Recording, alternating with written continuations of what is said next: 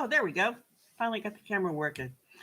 Hello, hello, hello. I just wasted $27 on something, and as a penance for being wasteful, I want to put some free information out there to try to make up for not being frugal with my money. I am live right now on YouTube. If you hear snoring in the background, that is my Great Pyrenees, Faith, who probably needs a CPAP machine and probably won't get it. She'd probably eat it. Here's the thing. This seminar I went to, this 5-day challenge, supposed to show you how to increase your donor base and raise more money. And probably most of you know I've been doing that for quite a while anyway. My name is Sin Mobley. If we haven't met before, I'm an attorney. I live in Knoxville, Tennessee.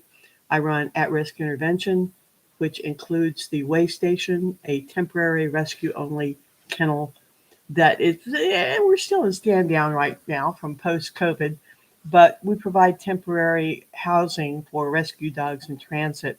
And I've been running this thing about 10 years. We range from 50 to 100,000 a year in gross revenue, less right now because we're not actively operating. But I know a couple of things about raising money.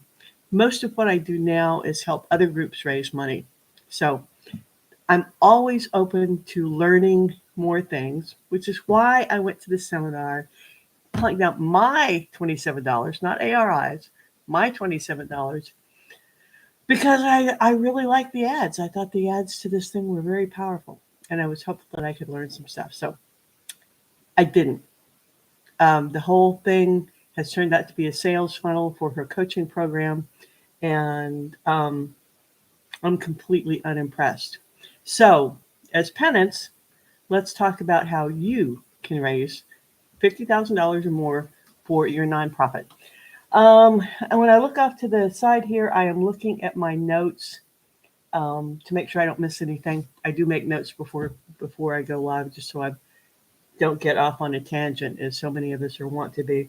Here's how you have to think about this. All right, if you're running a nonprofit or thinking about running a nonprofit, then you need to understand what your role is in this. And it is as a guardian of a public trust. All right. Once you have your organization apply for 501c3 status, it is no longer yours. You are not the 501c3. Your organization is, and you hold that in trust for society as a whole. And here's how you need to think about that. All right. If your neighbor is sick, you make a pot of chicken soup, take it over to him. If you get sick, odds are, at least around here, my neighbor will make a pot of chicken soup and bring it over to me. We take care of each other. This is hardwired into us. As a matter of survival, it is an instinct to take care of each other, because when you do that, it's a societal sort of guarantee that if you're sick, society will help take care of you. That's the way this works. You take chicken soup to your neighbor brings chicken soup to you. That's charity. What happens when you need something of a larger public good? Say you need a cancer hospital. Do you want everyone to show up with one brick and put that brick in place, then run the wiring, maybe run 2 feet of wiring, and everybody doing their part like that to build this hospital? No, you don't. It's not efficient.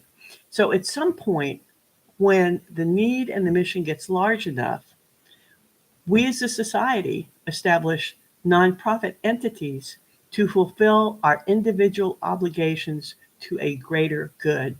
And that's what your nonprofit organization has to do. Once it becomes a nonprofit tax exempt organization, its duty is to the public. It's not yours. It's a large chicken soup carrying facility. All right. That's how this works. So, what does that have to do with funding? Well, you have to understand that you're not raising money for you. You're raising money to allow the public to fulfill its civic duty in taking care of each other. You're just the messenger. All right. Your mantra should be share the story, share the need. You're not raising money. You're out there telling the rest of society what's going on, and how they can help. You're merely the conduit.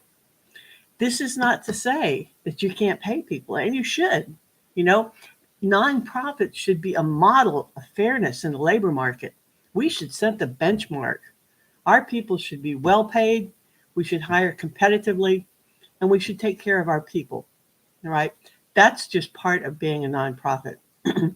Excuse me. I always worry a little bit when I see uh, a nonprofit say, well, we're an all volunteer organization. Well, that's fine if you're doing smaller things or neighborhood things. You can work with all volunteers. Once you get past a certain point, though, you got to have some paid staff, right? You need an executive director who's not worried about being able to afford groceries or not paying everything out of his or her own pocket. You need people. Um, Most organizations spend 15 to 20% on fundraising. Right? We can talk about a lot of that stuff later on, but the point is right now that what you need to do is find the people who are going to participate in this civic function. That's all it is. It's not for you. You're telling the story, sharing the need. So, how do you do that? Oh, let me mention too. Do you know what one of the top years for fundraising was in terms of individual donations? 2020. Yeah, the world is falling apart. People dug deeper and donated more than almost any other time. So, there is always funding out there for a good cause. This is not a zero sum game. I mean, just because I raise $50,000 doesn't mean that you go without. There is enough here for everyone. And that's why it makes no sense to be such a dog in the manger, if I can, about your fundraising appeals. If you're going to tell somebody you're going to show them how to raise money, go show them how to raise money. Show them how to reach their people, how to build their tribe, how to fund that civic person, that civic purpose. Because it's not about you, it's about the purpose of it. Okay. So with that in mind, here's how you do it. And by the way, if if you attended the same seminar that I did, and I'll know it if you describe it to me, um, it was $27. We normally charge $7 for our challenges. If you PM me or drop it in the comments and tell me that you went to that one, I'm going to comp you into our next one because you already spent some money, wasted some money, and that's just not right. We'll make it right. It's not our organization.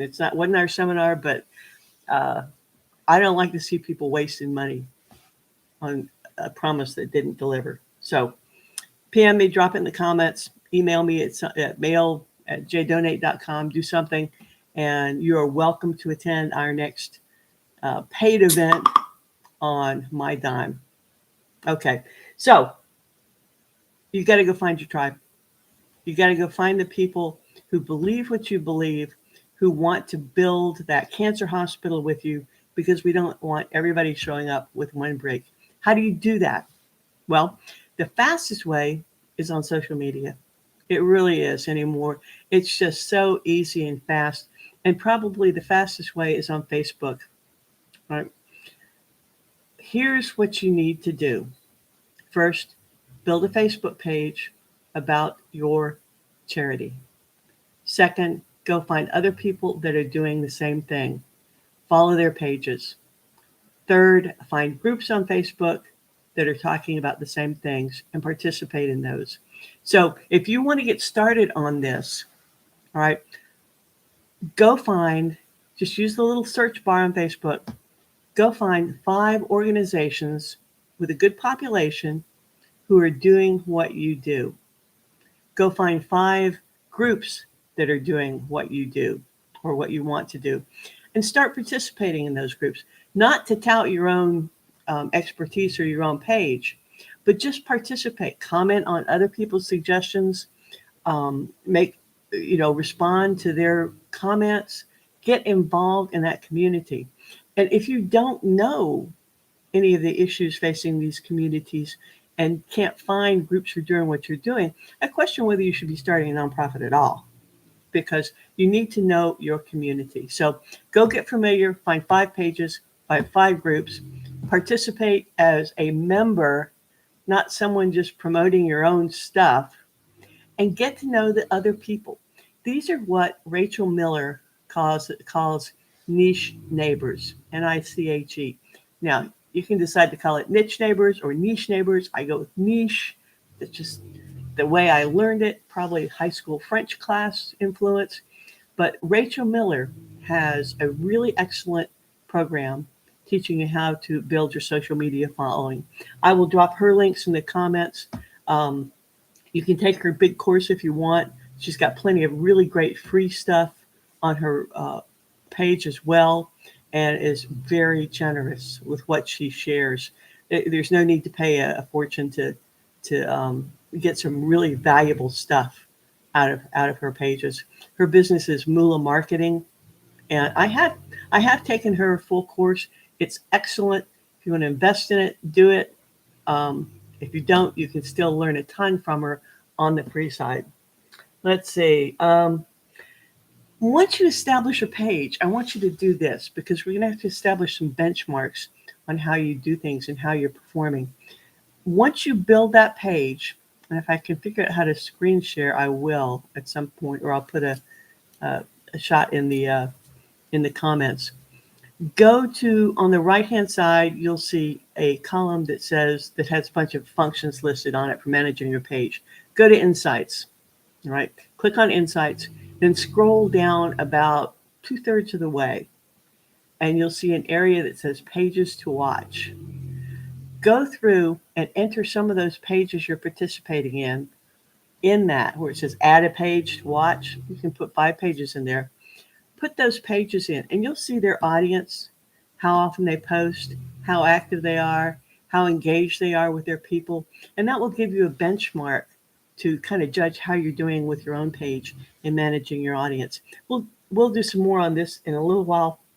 I set up a test page, but this is the first time I've done a YouTube live, and I'm not entirely sure how to share my screen. So once I figure that out, I will share my screen and walk you through it. But for now, find 5 pages that you like and put them in that page insights, pages, insights, scroll down, put those in the pages to watch. That will give you a benchmark as to how you're doing with your own tribe building on your own page. You'll hear also a lot of people talk about CRM and ways to manage your donors. There are a lot of paid programs out there. I'm sure you can think of them. You may even subscribe to one now. What I like is one called Mautic, Mautic. It is a free CRM where you can set up campaigns, send emails, manage your donor details, set up just about anything you want that you could do in something higher priced, but it's free and it runs on your own website.